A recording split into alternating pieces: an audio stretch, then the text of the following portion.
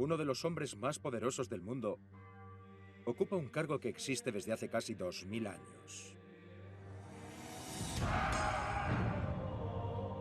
Aunque el mundo cambie y la fe evolucione, su autoridad perdura.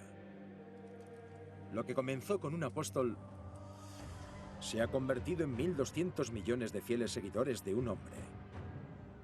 Él es la cabeza de la Iglesia Católica, el Papa. Y esta es su historia de poder.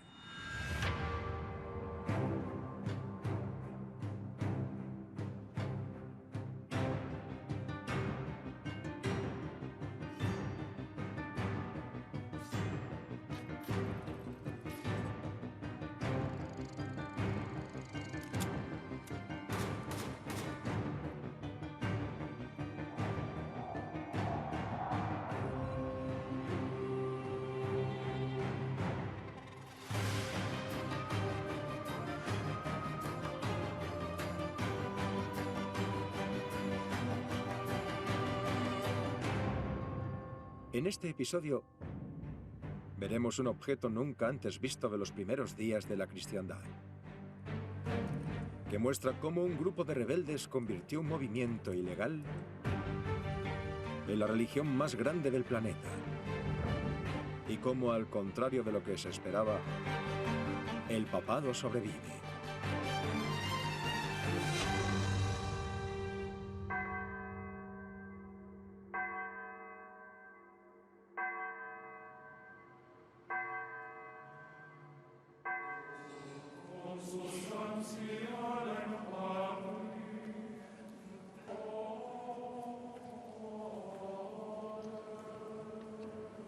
Esto es algo que nunca antes se ha hecho. Esta mañana, el Vaticano ha mostrado públicamente lo que se cree que son fragmentos de huesos de San Pedro, un apóstol de Jesucristo y el primer papa. El Papa Francisco es el líder número 266 de la Iglesia Católica. Durante los últimos 2000 años, a pesar de que el mundo no pare de cambiar, los católicos han recurrido al Papa como modelo de fe, moralidad y orientación divina. Pero, ¿quién es esta figura que significa tanto para tantos? ¿Y cómo ha llegado a ser uno de los hombres más poderosos del mundo?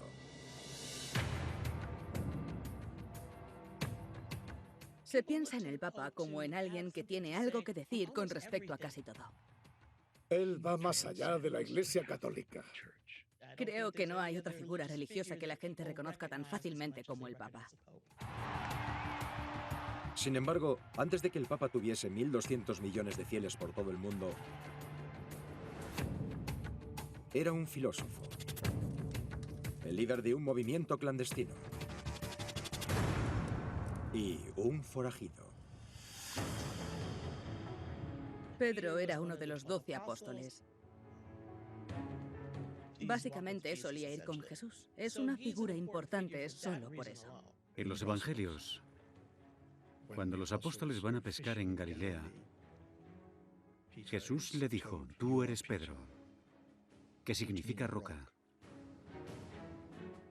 "Y sobre esta roca edificaré mi iglesia y te daré las llaves del reino de los cielos". Y Jesucristo le dijo a Pedro: ¿quién dices que soy yo? Y Pedro contestó: tú eres el Mesías, el Hijo del Dios vivo. Se convirtió en la voz que le dio autenticidad. Fue Pedro el que, al verbalizar esta confesión, se convirtió en el símbolo de la verdad inquebrantable de que Jesús era Hijo de Dios, eje central de la Iglesia Católica. Aunque la palabra papa no se use en cientos de años, los cimientos de la Santa Sede están ligados al legado de Pedro. Los papas son, por decirlo de alguna manera, los herederos de la generación apostólica. El concepto del papado como una roca, como algo estable, en una época de preocupación, la gente sabe que es inalterable. Pedro predica que Jesucristo murió por los pecados del hombre y aceptar esa verdad es la clave de la salvación. Otros enseñaron distintas variaciones del mensaje, pero en cualquier caso, en el siglo I, todo seguidor de Cristo era considerado una amenaza para el Imperio Romano y era perseguido por sus creencias. Si piensas en los inicios del movimiento cristiano, es increíble que haya llegado a ser algo.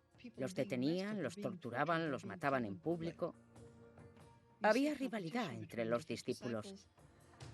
Había diferentes versiones del mensaje de Jesús. Todos los seguidores de Cristo se dispersaron por el Mediterráneo, predicando su mensaje.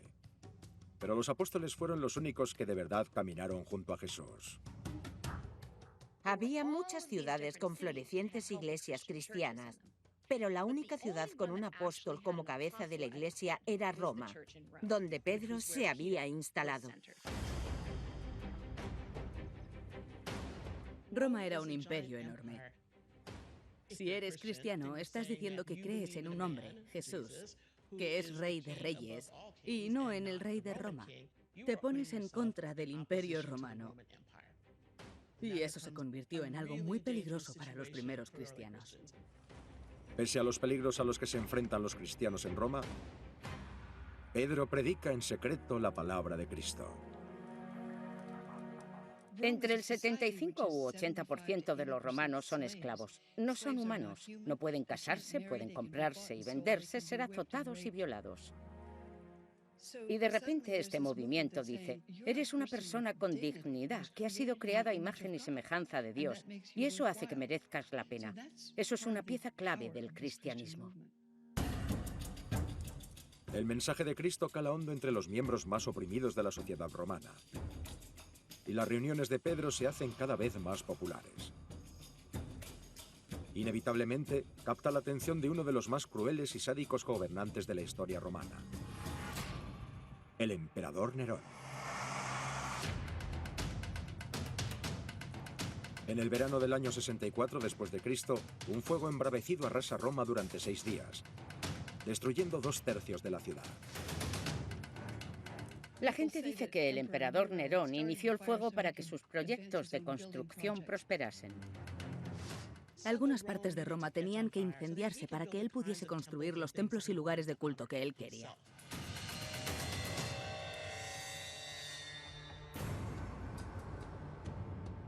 Los rumores de que Nerón había iniciado el fuego se extendieron. Y necesitaba un chivo expiatorio.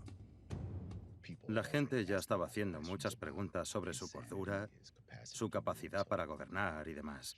Buscó un colectivo que no fuese muy querido. Los culpables más apropiados eran los cristianos. Nerón dijo, estos son el problema. Han sido quienes han quemado la ciudad. Hagámosles cosas terribles.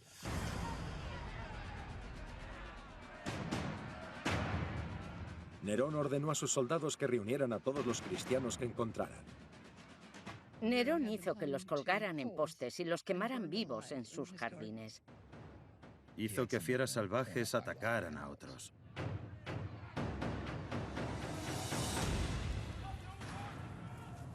Poco después, Pedro es capturado en una de las redadas. Es declarado culpable por insurrección y es sentenciado a morir en la cruz. Se le crucifica boca abajo. Es una forma horrible de morir. Dice que no quiere morir de la misma forma en la que murió su Señor y Salvador. Quiere morir boca abajo porque él no merece morir de la misma forma en la que murió Jesús. La muerte de Pedro fue una gran pérdida para la primitiva comunidad cristiana. Pero morir en nombre de Dios lo convirtió en un mártir y aseguró su legado como el primer líder de la Iglesia, que algún día llegaría a ser el hombre más poderoso del mundo. La historia nombró a Pedro el primer papa. Tras la violenta muerte de Pedro, los cristianos se dieron cuenta de que tenían que organizar su movimiento si querían sobrevivir a la tiranía romana. Pensaron como los revolucionarios norteamericanos, ya que uno dijo, debemos apoyarnos mutuamente o acabaremos colgados por separado. Tomaron un acuerdo con una serie de normas. En las profundidades de la biblioteca privada del Patriarcado Ortodoxo Griego en Jerusalén, se encuentra un documento de 2000 años de antigüedad que esboza las primeras directrices conjuntas del cristianismo. Se llama Didache. Estos archivos recogen cómo fueron los inicios de la Iglesia. Este documento estuvo perdido hasta que en 1883 se encontró una traducción griega del siglo XI. Nunca antes ha sido grabado, por miedo a que lo robasen o lo profanasen. Entonces no existía la Biblia. ¿Cómo transmites la fe? Y las normas de comportamiento y un servicio religioso. El Didaye enseñaba todo eso. Pero resumir las reglas es solo el primer paso. Los cristianos también necesitaban infraestructuras para llevar a cabo esos hábitos.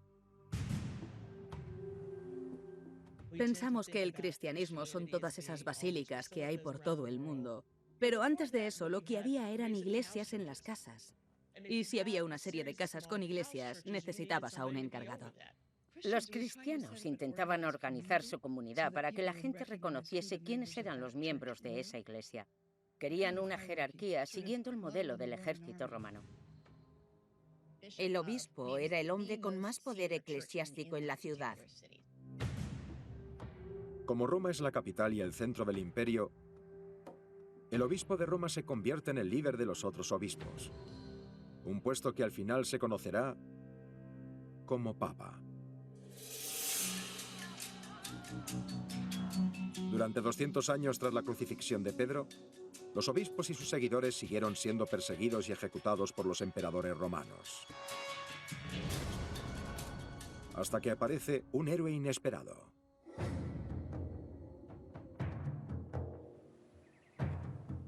Constantino era un jefe militar excelente y cuando llegó su momento para convertirse en emperador, decidió luchar contra sus competidores. Constantino, el comandante pagano de los territorios occidentales, declara la guerra al comandante oriental para decidir quién sería el emperador de Roma. El día antes de la batalla, tiene una sorprendente visión. Mira hacia arriba y ve la imagen de una cruz. Y creyó que era una promesa de Jesús de que ganaría la batalla.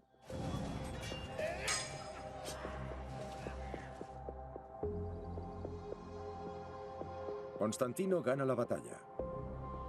Y el nuevo emperador cambia para siempre debido a esta visión. Y decide hacerse cristiano. Uno de sus primeros actos oficiales como primer emperador romano cristiano fue promulgar el Edicto de Milán. Esto no solo convirtió al cristianismo en legal, sino que lo favoreció. Esto fue algo grande. Por primera vez, un emperador romano decidió aliarse con la Iglesia. Eso significó que todo el mundo conocido estaba a disposición de la Iglesia. Cuando Constantino hizo que el cristianismo pasase de estar prohibido a favorecido, la Iglesia y el Estado se entrelazaron. Constantino vio el cristianismo como la herramienta para unificar el imperio. Una ideología que le daría a todo el mundo el mismo Dios y los mismos valores morales. Al legalizar el cristianismo, Constantino creó un espacio en el que el obispo de Roma era una figura fija en el plano espiritual y político. Lo que hizo Constantino fue convertir a los obispos a los que antes se perseguía en sus representantes. Los trató como a miembros de su administración. Así, el obispo de Egipto, el de Jerusalén o el de Atenas canalizaban el poder del Estado. Los obispos se convirtieron en gente importante en la comunidad. Si había conflictos entre la gente, era algo normal que fuesen al obispo para solucionarlo. Había que ir a él para conseguir comida. Eso los convirtió en gente poderosa y con una tremenda influencia. Constantino les dio a los romanos un incentivo político y financiero para convertirse al cristianismo. Concedió a los cristianos exenciones tributarias y a las iglesias exención fiscal. Constantino es la razón por la que las iglesias no pagan impuestos en Estados Unidos y es la razón por la que las iglesias tienen un estatus especial. En los tiempos de Constantino, la iglesia se convierte en aliada del emperador y en aliada de los gobernantes que se convirtieran al cristianismo. No había ese pensamiento de que el Estado y la iglesia debían estar separados. Iglesia y Estado trabajaban juntos. Para honrar a su nueva fe, Constantino encarga espectaculares proyectos de construcción en nombre de Cristo por todo el imperio. Uno de los más conocidos es la iglesia del Santo Sepulcro en Jerusalén. La iglesia del Santo Sepulcro es uno de los lugares más sagrados de la cristiandad. La losa del suelo es el lugar en el que se dice que Jesús fue enterrado. En cuanto los cristianos dejaron de ser perseguidos por los romanos, empezaron a enfrentarse entre ellos. El mayor problema en esta época fue la doctrina. Algunos pensaban que si Jesús nació de una mujer, no podía ser divino y había muchas dudas sobre si Jesús era humano, divino o ambas cosas. Se podría pensar, vaya, es algo casi insignificante, ¿no? Pero hay gente que estaría dispuesta a matar por eso, sí. Había cristianos dispuestos a matar a otros cristianos por esas diferencias. Para unificar el imperio, Constantino debe reunir a todos los obispos bajo una sola iglesia. O se arriesga que el imperio cristiano que ha construido se haga añicos.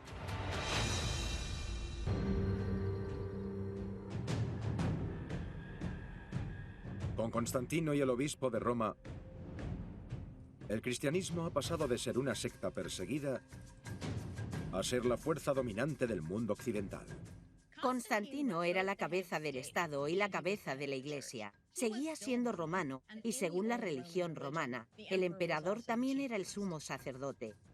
Constantino tomó el camino de seguir su fe, en lugar de imponer lo que ahora llamamos separación de poderes.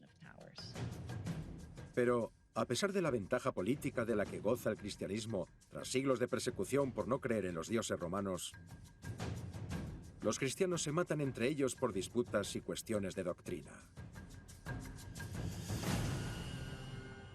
Constantino necesitaba unir su imperio de alguna manera. Lo había conquistado, pero estaba desmoronándose. Estaba enfadado y dijo, mirad, estáis discutiendo por cosas triviales. Yo detuve las persecuciones, deberíais estar agradecidos. Así que organizó un concilio para unificar la iglesia.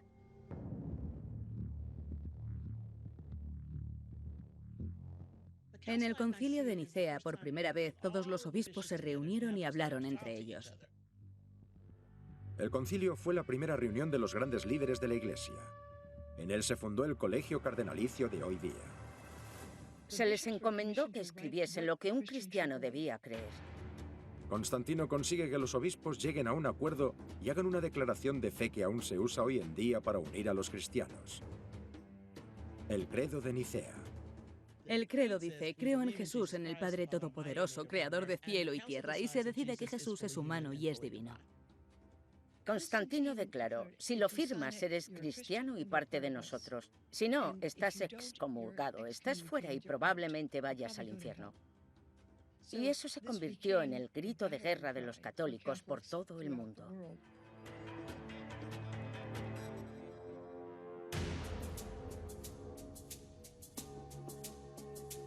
Con la Iglesia unificada tras el Concilio de Nicea, Constantino busca estabilizar los cimientos religiosos de su imperio. Creó un segundo centro de poder eclesiástico en el este. Le dio su nombre a la nueva capital. La llamó Constantinopla. Hubo diferencias entre Roma y Constantinopla. Los cristianos del este ven a los del oeste como simples bárbaros. Decían que los católicos del oeste bautizaban a sus niños en saliva de lobo. Los del oeste ven a los del este como débiles, como a unos derrotados. La jerarquía del clero bajo los obispos que responden ante el obispo de Roma ha estado funcionando bien. Pero ahora que Constantinopla es una segunda capital, hay un segundo obispo que cree que él debería estar al mando. Hubo disputas entre el obispo de Roma y el de Constantinopla. Cada uno se veía como un líder con mucho poder y ambos competían con el otro por autoridad. A pesar de los esfuerzos de Constantino por unificar su imperio bajo una sola iglesia, el este y el oeste siguen en desacuerdo. 7 años después del concilio de Nicea, Constantino muere y deja una iglesia aún dividida y a Roma sin un líder militar fuerte.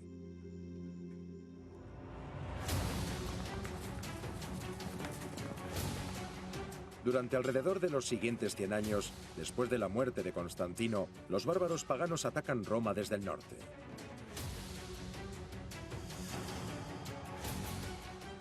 Tras una serie de invasiones y sangrientos enfrentamientos, los bárbaros derrocan al último emperador romano. La ciudad eterna, que fue hogar de 2 millones de personas, ve su población reducida a menos de 30.000. La que fue capital política y espiritual del imperio, Roma, está ahora casi abandonada, y así permanece cerca de 200 años.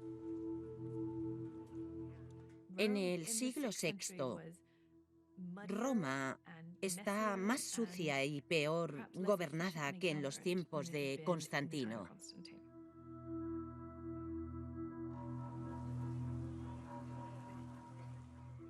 Roma no es un buen sitio para vivir. Es un lugar muy peligroso. El nivel de vida es muy bajo. Roma prácticamente había desaparecido. Las iglesias seguían a Constantinopla. Mientras Roma decae, Constantinopla florece. Y muchas de las iglesias cambian su terminología del latín al griego. Se empieza a llamar al obispo de Roma por la palabra griega que designa a padre, papas o papa. Durante este periodo de invasiones bárbaras, no hay un gobierno con sede en Roma. La Iglesia es la única institución capaz de asistir a las necesidades de su maltrecha comunidad. En este periodo, el Papa es la cabeza de la Iglesia y quien gobierna Roma. La población de Roma dependía de la Iglesia como Estado. No solo como iglesia que supervisa la relación entre Dios y los hombres, sino como una iglesia que supervisa la comida, el agua y la seguridad. Pero las familias paganas con poder quieren controlar la ciudad y ven la oportunidad. Sin una protección oficial, el papado está a punto de verse directamente atacado. En el año 795, las familias bárbaras paganas llevan luchando por el poder de la ciudad desde hace 2 siglos. Y el papado es el único obstáculo en su camino.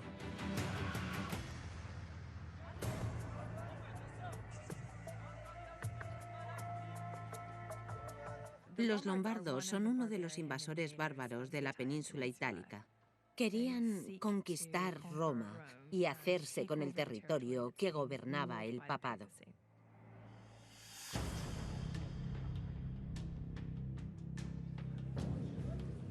Durante una procesión, los lombardos atacan con agresividad al Papa León III. Le obligan a tirarse al suelo y le cortan la lengua, pero sobrevive. El Papa León III sabe que necesita protección y que, como no tiene ejército, necesita tener aliados.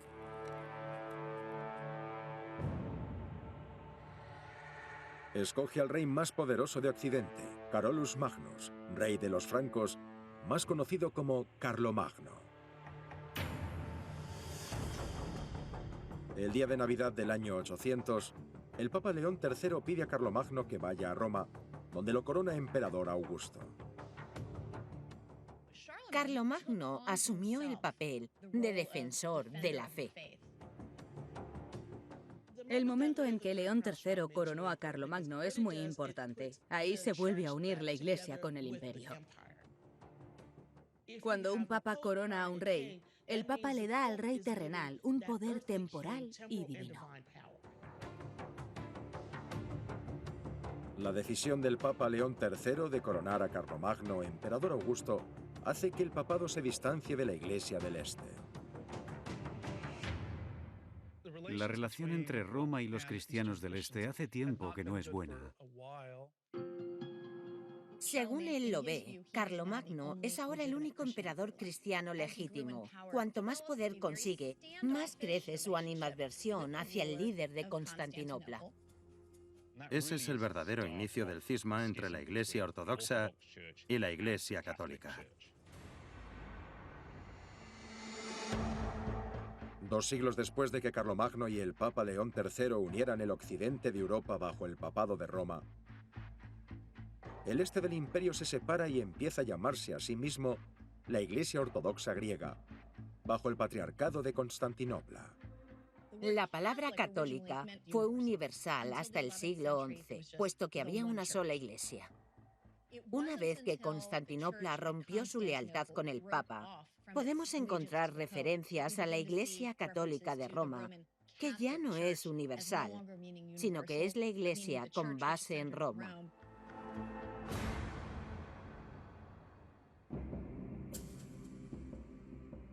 $200 años después de la histórica alianza entre Carlomagno y el Papa León III, el Papa Urbano II gobierna el oeste del imperio desde Roma, y el patriarca reina en el este desde Constantinopla,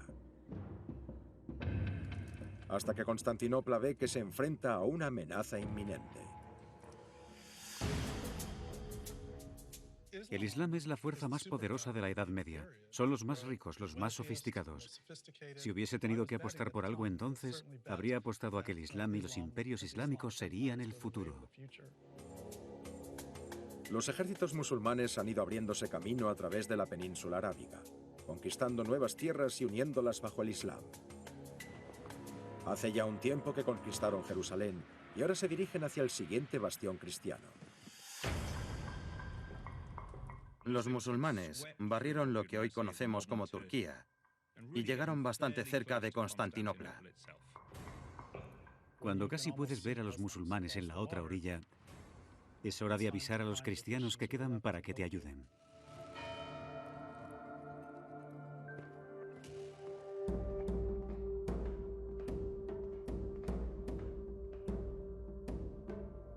El emperador bizantino Alejo I escribe al Papa Urbano II en Roma para pedirle ayuda contra los musulmanes.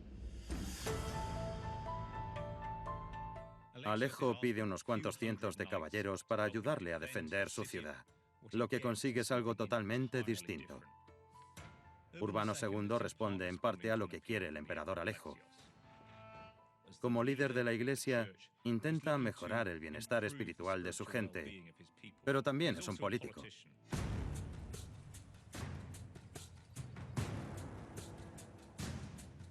Viendo una oportunidad de unir a los cristianos del este y a los del oeste, y de afirmarse como líder, el Papa Urbano II convoca una reunión de emergencia con clérigos, caballeros y ciudadanos. Probablemente fue el discurso más famoso de la Edad Media. Urbano habló del apuro en el que estaban los cristianos en el este, cuyas tierras habían sido conquistadas, de las horribles mutilaciones que sufrían monjas, clérigos y peregrinos debido a su fe. Lo que hizo Urbano fue muy inteligente. En lugar de pedir que fuesen a combatir por el este, les pidió que fuesen hasta Jerusalén y reconquistaran las tierras que ahora estaban en manos de los musulmanes. La respuesta fue impresionante. Gritaban, Deus vult, Dios lo quiere. Este es el momento en el que las cruzadas comienzan desde el oeste de Europa. Urbano fue el ejemplo de un tipo nuevo de papa. Era severo, tenía una gran personalidad. El papado era una entidad unificadora, purificadora, inspiradora, que instó a la gente a que hiciese algo extraordinario por Dios. Tenía una gran imaginación. Por primera vez, el Papa, un líder religioso que estuvo a merced de los bárbaros y dependió de reyes para su protección, se hace con un ejército y declara una guerra.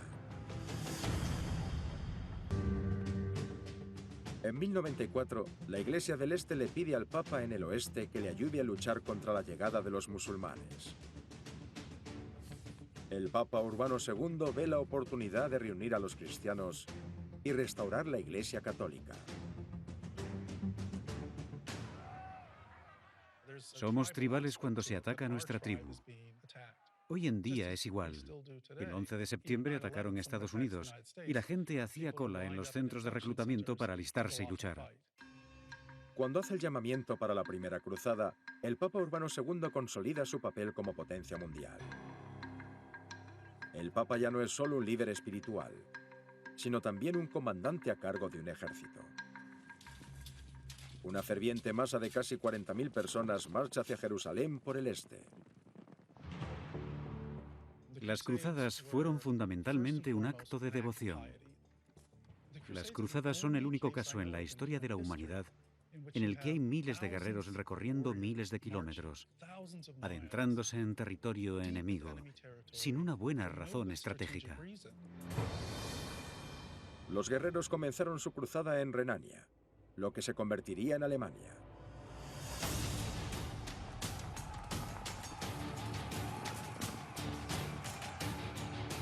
La destrucción en nombre de Cristo arrasó con todos los no creyentes a su paso. Una de las cosas terribles que hizo este grupo fue atacar a los judíos en Renania. Decidieron que, al haber sido los judíos responsables de la muerte de Jesús, como iban a atacar a los enemigos de la Iglesia, tenían que empezar en casa antes de hacerlo fuera. La masacre de Renania fue solo el principio de lo que se convirtió en una contienda religiosa liderada por el Papa. Cuando la primera cruzada llega a Asia Menor, entra en territorio musulmán. Conquistan la ciudad de Nicea y después luchan contra los musulmanes y se hacen con Antioquía. Animados por sus grandes e inesperadas victorias, los cruzados están convencidos, sin lugar a dudas, de que Dios está de su lado, y se preparan para devolverle al Papa la joya de la corona del cristianismo: Jerusalén.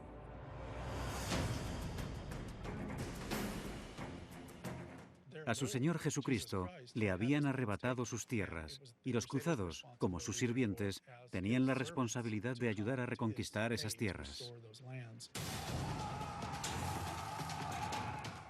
Los cruzados eran extremadamente violentos. Atacaban a la gente en sus casas, violaban en masa, mataban a los niños, quemaban barrios enteros. Era algo horrible. Lograron liberar la ciudad de Jerusalén de manos musulmanas. Y esto fue durante generaciones aclamado y reconocido. Tras haber sido un templo musulmán durante 400 años, los cruzados reemplazaron la media luna de lo alto del Domo de la Roca por una cruz y lo convirtieron en una iglesia. Los cruzados eran excluyentes debido, por un lado, al fervor religioso y, por otro, al simple deseo de conquista. Los musulmanes no podían vivir en zonas cristianas. Jerusalén permanece en manos cristianas hasta 1187, cuando el sultán Saladino agrupa a los musulmanes del este para recuperar Tierra Santa.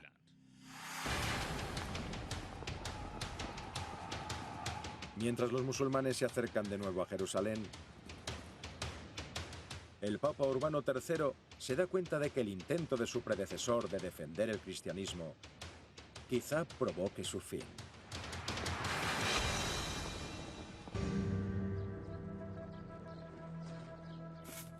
El Papa tiene que andar con pies de plomo en lo relativo a Tierra Santa.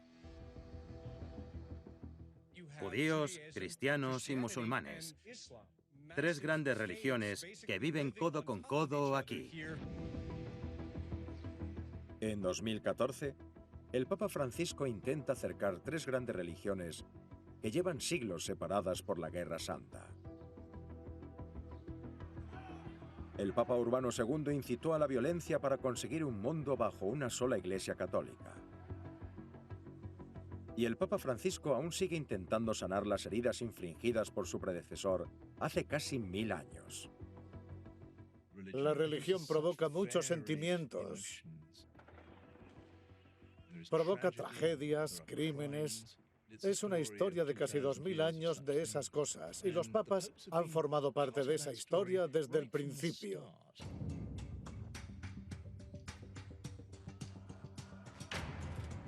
En 1187, tras solo 88 años bajo mandato cristiano,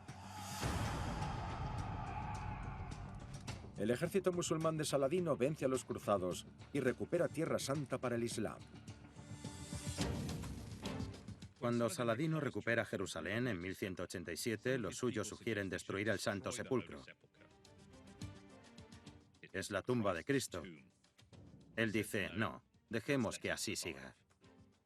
Saladino conoce el poder de la misericordia. Gobierna de forma muy diferente a como lo hicieron los cruzados. Saladino creía que cristianos, judíos y musulmanes podían y debían vivir en paz. Como símbolo de la nueva hermandad entre cristianos y musulmanes, Saladino confía la llave de la iglesia del Santo Sepulcro a una familia musulmana. Hoy en día sigue siendo responsabilidad de los musulmanes que los peregrinos cristianos entren y salgan del templo más sagrado de la cristiandad. El Papa Urbano III abandona la idea de que el cristianismo debe gobernar el mundo y entabla relaciones con otras fes. Se acepta que es un espacio cristiano que deben proteger los gobernantes musulmanes, no para evitar que la gente vaya, sino para proteger el derecho al culto de los cristianos.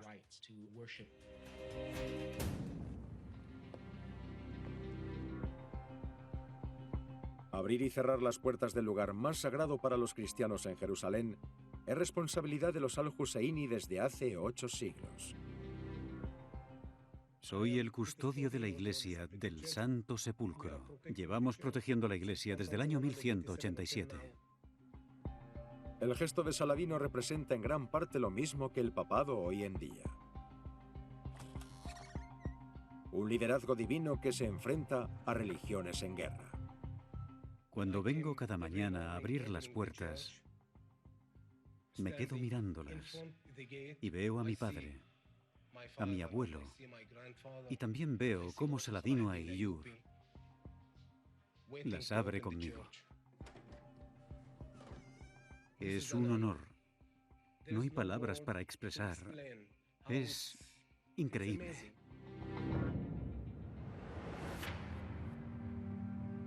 Hoy, casi 1000 años después de la primera cruzada, las zonas del monte del templo de la ciudad vieja de Jerusalén siguen siendo uno de los lugares más disputados de la tierra. Existe una frágil paz, y el lugar busca convertirse en el brillante ejemplo de que 3 creencias distintas pueden coexistir.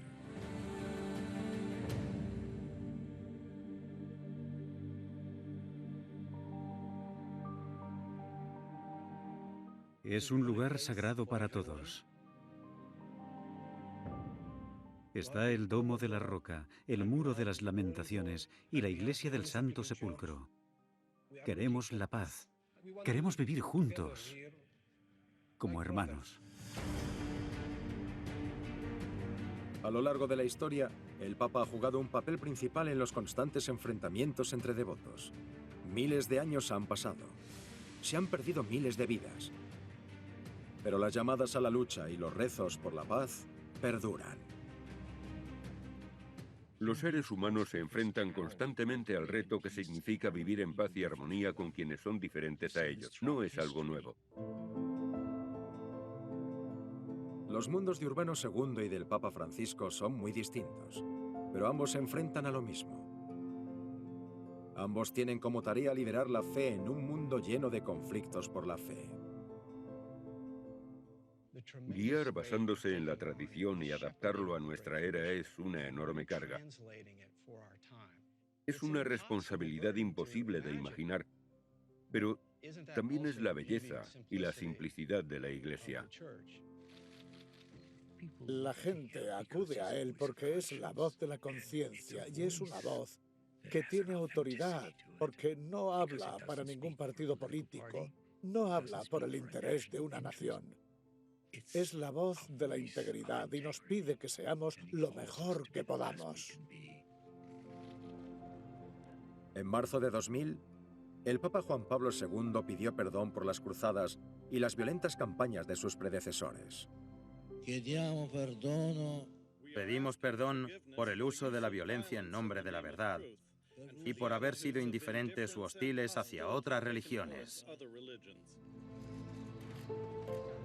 Los papas de hoy prefieren seguir el ejemplo de Saladino y predican la coexistencia, a diferencia del Papa Urbano II, que eligió la guerra. El Papa es el ejemplo de cómo hay que vivir como católico. Pero a pesar de ser un líder espiritual, el Papa llega a niveles más allá de la fe. El papado sobrevive porque sigue hablando de las mayores necesidades de la gente.